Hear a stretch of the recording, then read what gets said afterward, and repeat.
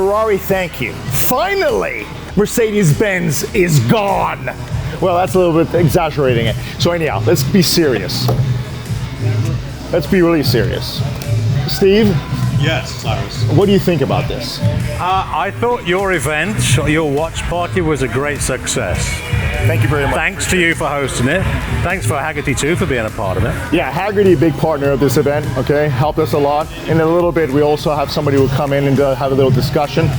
So that's the plug out there, right? But I mean, yes. you know, I love the guys from Haggerty because they're just car guys. they are. That's fantastic. Absolutely. You're a car guy, I'm a car guy. Everyone here seemed to enjoy the race.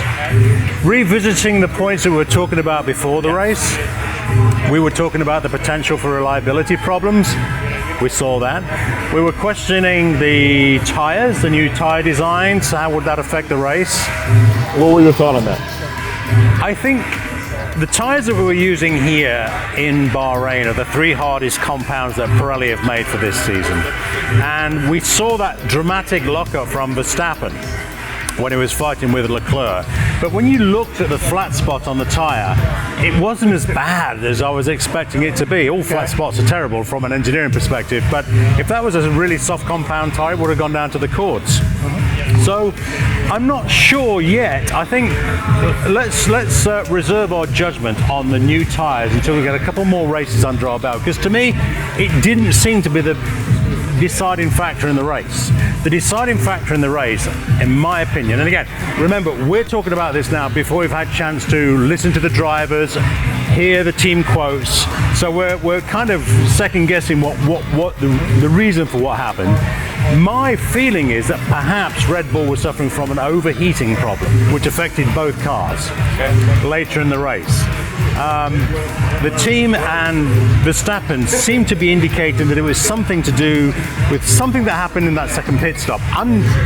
My guess would be it was an overheating problem, that something to do with the hydraulics was not happy and never recovered, and it affected both cars. So how did that affect the race? Well, we saw Red Bull should have been extremely dominant and ended up not finishing the race. Before you can finish first you've got to finish. And we saw that with Ferrari. Ferrari managed to pick up a 1-2. We were questioning whether or not Ferrari would be dominant in this opening race, and it seemed to be the case. Now, the thing about Ferrari's success in Formula One, going back for decades, is, and this is something that Bernie Ecclestone was used to say as well, is what is good for Ferrari is good for the industry of Formula One. Everybody as a whole likes to see Ferrari do Formula well, because do well in Formula One. It works well for the whole industry.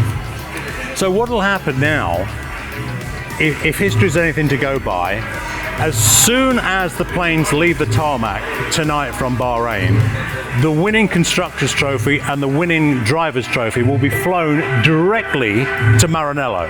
And tomorrow morning, Monday morning, inside the production facility at Ferrari, they will have the two trophies on display.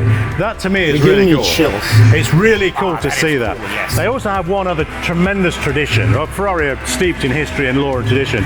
One other tradition is every race win at the start of a new season, they put one flag, the Ferrari emblem, above the race office, outside on display. Awesome. If they win 2 races, 2 flags go up. If they win 16 races, on and on it goes.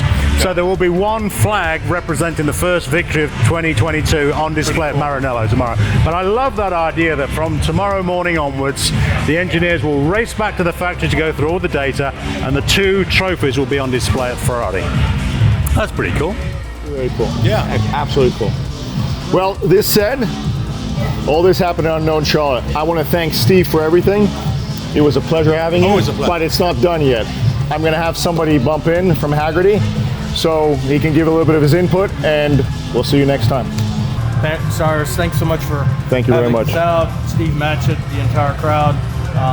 Really, we just want to elevate the entire experience, and we talk about cars, community. I think we had it all together here. We had cars, we had community, we had unbelievable food, and I think everybody had a fantastic time. Certainly great finish to the race for Formula One, with Ferrari finishing 1-2.